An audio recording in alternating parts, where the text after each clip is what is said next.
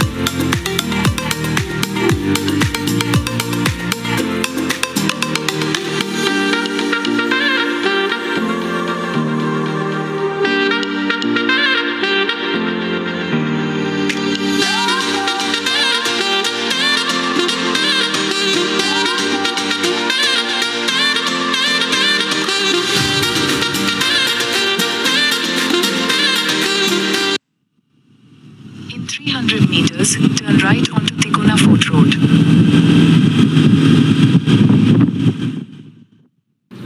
नमस्कार मित्रांनो, मी कार्तिक.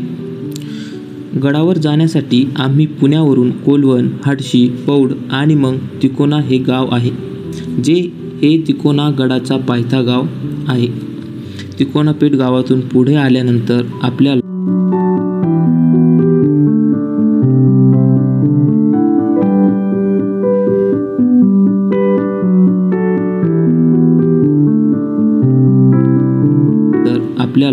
गडाकडे जाण्याचा मार्ग दिसतो. सकाळी नाश्ता करून 8 वाजता आम्ही गडाच्या प्रवासाला सुरुवात केली. आपल्याला या गडाबद्दलची माहिती देणारे सूचनाफलक बघायला मिळतात. हे सूचनाफलक वाचून आपण गडाबद्दलची माहिती थोडक्यात मिळवू शकतो. चला तर मग आम्ही गडाचा ट्रेक सुरू केला.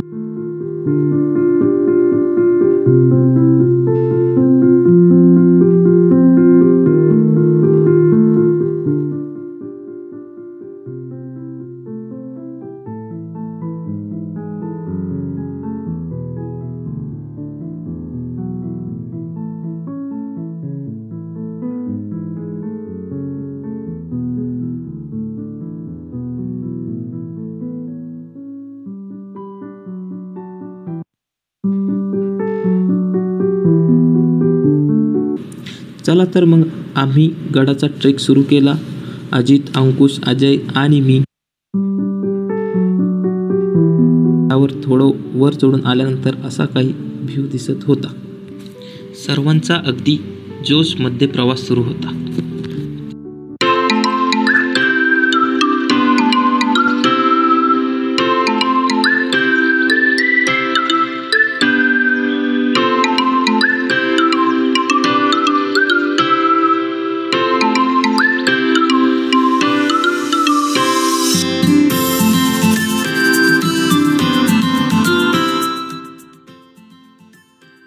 तसेच सर्वांचा जोश थोडा कमी होताना दिसत होता.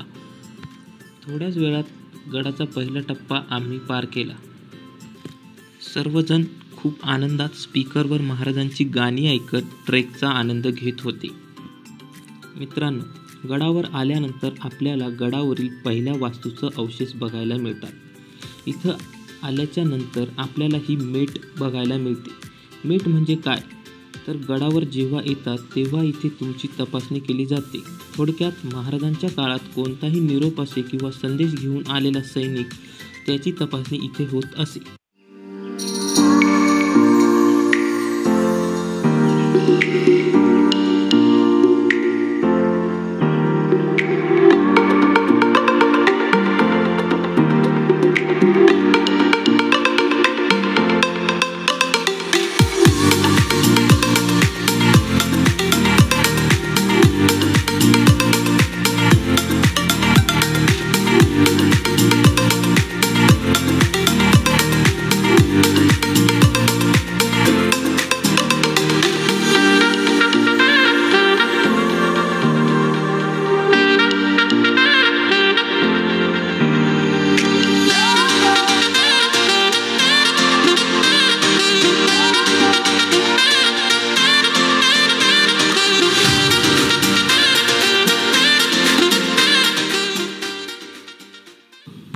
गडावर आल्याच्या नंतर आपल्याला गडाचा पहिला दरवाजा दिसतो.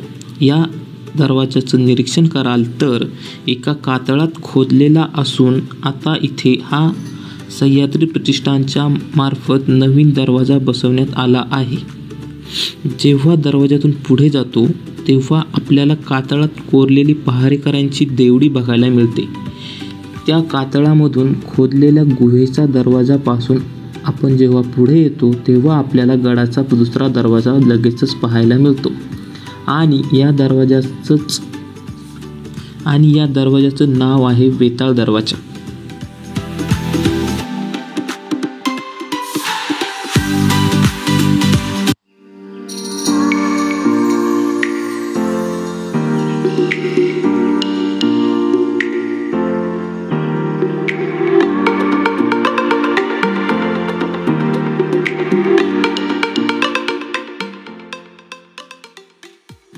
गडाच्या प्रवासात आम्हाला 2 नवीन मित्र देखील मिळाले. त्यांना व्लॉगमध्ये घेत गडाचा पुढील प्रवास आम्ही अगदी खेळीमेळीच्या वातावरणात सुरू होता. त्यानंतर बालेकिल्ल्याच्या प्रवासामध्ये आपल्याला गडावरील अनेक वास्तू नजरेस पडतात. त्यातील पहिली वास्तू म्हणजे हे मारुती रायाचं रेखीव शिल्प.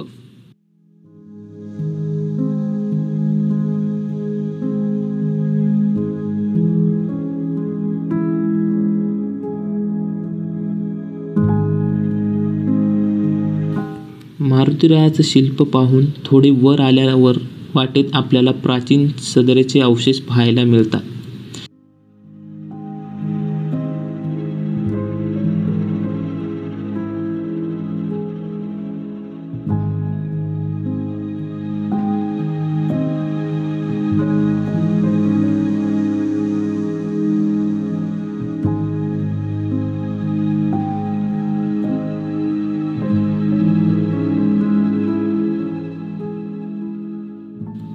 या सदरेच्या शेजारीच श्रीरामाची गादी म्हणून एक ठिकाण आहे. हे सर्व अवशेष पाहून आम्ही पुढच्या प्रवासाला निघालो.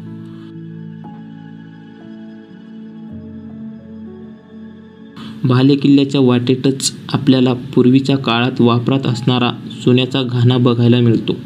मध्ययुगीन कालखंडामध्ये किल्ल्याची बांधणी करण्यासाठी सिमेंटऐवजी चुन्याचा वापर केला जायचा आणि तो चुना मिक्स करण्यासाठी या घाण्याचा वापर होत असे. बालेकिल्ल्याच्या पायऱ्यांना सुरुवात झाल्यानंतर एकूण 3 दरवाजे पार करत आपण या गडाच्या बालेकिल्ल्यावर जाऊन पोहोचतो.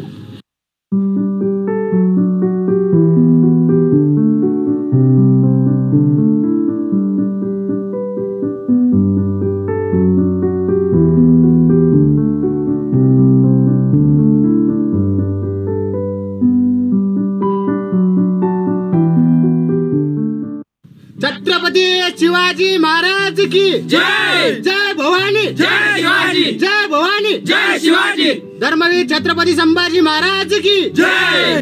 या पहिल्या दरवाजामधून जेव्हा आपण आतमध्ये येतो तेव्हा आपल्याला पाण्याचे टाक पाहायला मिळतात आणि या टाक्यांच्या वरतीच लेणं देखील आहे. या लेण्यांचा वापर पूर्वी गोदाम म्हणून देखील केला जायचा.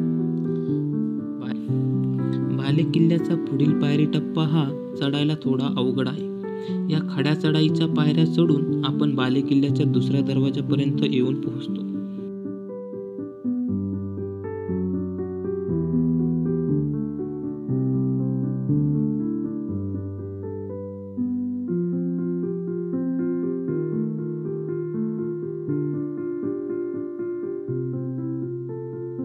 या दुसऱ्या दरवाजाच्या वरतीच आपल्याला कातळामध्ये खोदलेल्या काही गुहा बघायला मिळतात. किल्ल्यावर प्रवेश करण्यासाठी जो दुसरा प्रवेशद्वार लागतो तिथून आत आल्यानंतर आपल्याला इथं काहीशी मोकळी जागा बघायला मिळते. या मोकळ्या जागेत आपल्याला किल्ल्यांची तटबंदी देखील दिसते. या तिकोना किल्ल्याच्या अगदी टॉपला आल्यानंतर आपल्याला हे महादेवाचं मंदिर बघायला मिळतं, ज्याला वितंडेश्वर असं नाव दिलं आहे. मंदिराच्या खालीच आपल्याला इथं पाण्याचं टाक बघायला मिळतं.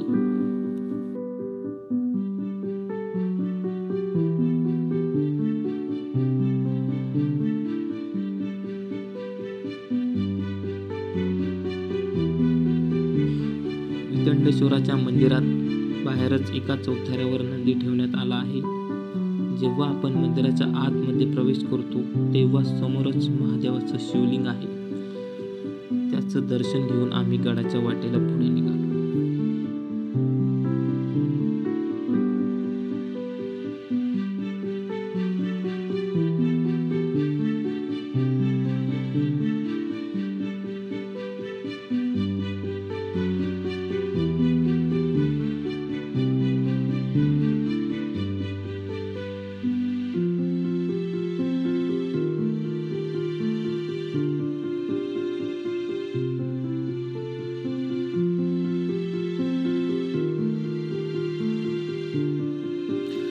बालेकिल्ल्याच्या माथ्यावरच पाण्याचा भलं मोठं एक तळ आहे. या तिकोना उर्फ वितंडगडाला पवन मावळातील राखणदार किंवा मावळ प्रांताचा पहारेकरी असंही म्हणतात, कारण या गडाच्या बालेकिल्ल्यावरून संपूर्ण पवन मावळावर नजर ठेवता येत.